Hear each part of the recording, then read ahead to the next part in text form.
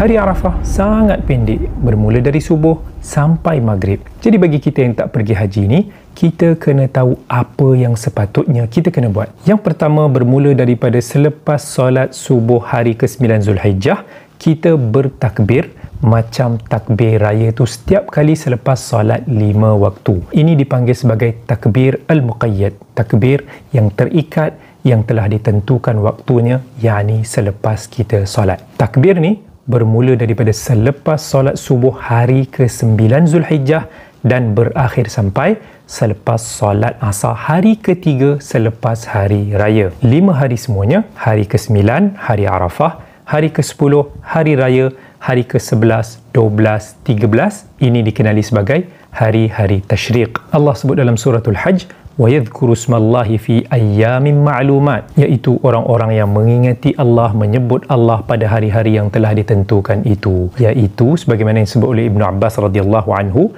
adalah 5 hari yang telah kita sebutkan tadi. Tak semestinya kena takbir ramai-ramai, nak takbir sendiri-sendiri boleh, nak beramai-ramai pun boleh. Lepas tu pula jangan sekadar pergi buka suara takbir sahaja, tetapi takbir ini untuk disebut, untuk dilafazkan, untuk dihayati kebesaran Allah. Bila kita sebut Allahu Akbar, Allahu Akbar, Allahu Akbar banyak kali, Allah itu maha besar, supaya kita dapat menghayati, merasai kebesaran Allah, kekerdilan, kerendahan diri kita sendiri, kelemahan diri kita sendiri, supaya kita boleh merasakan bahawa syiar Islam itu dijunjung, dibesarkan, diagungkan, didahulukan daripada apa jua perkara. Itu tujuan takbir. Yang kedua, banyakkan berdoa, terutamanya memohon keampunan daripada Allah Azza wa Jal. Sebab Nabi SAW sebut, sebaik-baik doa adalah doa pada hari Arafah. Begitu juga pada hari Arafah ini, Allah menjadikannya asbab untuk membebaskan ramai hamba-hambanya daripada api neraka,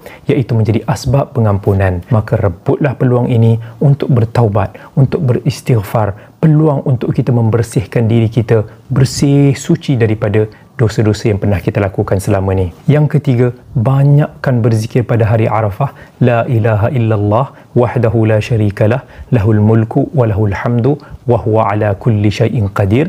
Sebab Nabi SAW sebut, ini adalah zikir ataupun sebaik-baik doa pada hari Arafah. Ini adalah zikir yang diucapkan oleh para nabi-nabi sebelum Nabi Muhammad sampailah kepada Rasulullah sallallahu alaihi wasallam. Jadi walaupun hari ke-9 Zulhijjah di Malaysia bermula esok, lewat sikit daripada di Mekah, tetapi siapa yang nak berpuasa pada hari ini dan esok boleh, sebab ia termasuk dalam umum galakkan untuk berpuasa sunat pada awal Zulhijjah. Lepas tu